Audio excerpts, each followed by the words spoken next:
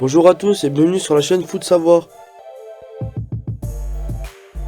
Cette vidéo est sponsorisée par Audible, numéro 1 des applications de livres audio et de création audio. Si cela vous intéresse, restez jusqu'à la fin de la vidéo pour en savoir plus. C'est bien connu, le hockey se pointe toujours quand on ne s'y attend pas. Mais pourquoi avons-nous le hockey? En effet, plusieurs choses peuvent être la cause du hockey. Un repas trop copieux, ingérer trop vite, alterner aliments chauds et aliments froids, ou encore la consommation excessive d'alcool ou de boissons gazeuses. On n'y pense pas sur le coup, mais tout ce que vous ingérez, votre estomac doit le gérer. Et quand c'est trop pour lui, il se dilate. Cela a pour conséquence d'irriter son voisin, le diaphragme, qui vous permet de pomper l'air qui va venir remplir vos poumons et en ressortir. Situé à proximité de l'estomac, le diaphragme va rapidement subir les dilatations gastriques en se contractant à son tour de façon irrégulière. Rien de grave, mais pendant que le muscle fait sa crise de spasme, l'arrivée d'air dans vos poumons n'est plus aussi bien régulée. Alors pour éviter de faire entrer trop d'air, la glotte n'a d'autre choix que de se fermer brutalement. Elle freine ainsi l'arrivée d'air et produit au brassage le bruit caractéristique du hockey.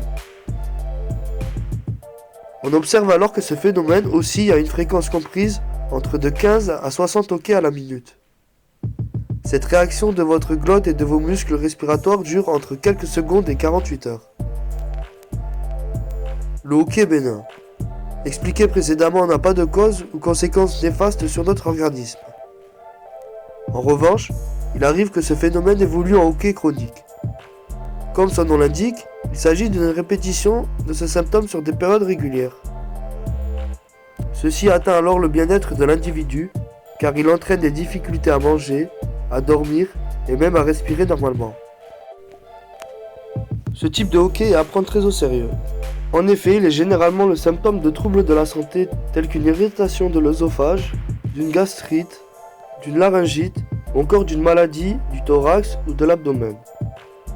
Il peut également s'agir de la manifestation de troubles neurologiques ou d'une réaction à la prise d'un médicament.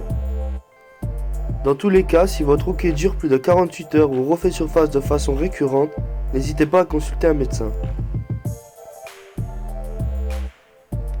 Si le hockey a la fâcheuse tendance de nous gêner dans notre vie en société, il est également présent dans la nature.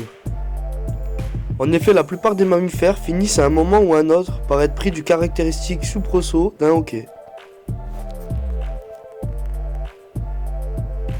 Effectivement, votre plus loyal compagnon est victime de ce phénomène qui dérange une bonne partie de nos amis à quatre pattes. Les causes et conséquences du hockey dans le règne animal sont les mêmes que pour les humains, ce qui signifie que les problématiques de hockey chronique peuvent aussi survenir chez eux. Si vous voyez que votre animal de compagnie est victime de hockey, n'intervenez pas immédiatement et attendez de voir comment ça évolue, comme pour un humain.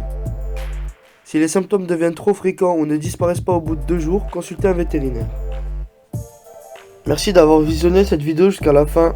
Si tu as soif de savoir, de connaissances et que tu vas apprendre tout en te divertissant, les plus de 400 000 livres et enregistrements audibles sur tous sujets confondus sont faits pour que tu puisses t'instruire et suivre tes activités en même temps.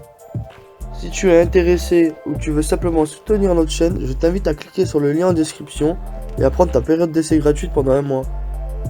N'oublie pas de t'abonner à la chaîne et de laisser un like si tu as appris des choses ou que tu as aimé nos explications, ainsi qu'activer la cloche pour être tenu au courant de nos prochaines sorties de vidéos.